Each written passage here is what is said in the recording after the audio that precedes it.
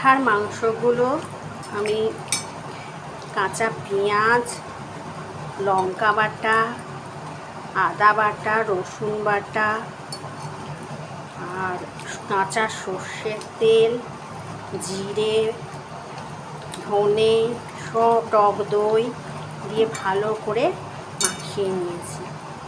এবার শুধু কড়াইতে বসিয়ে দেবো।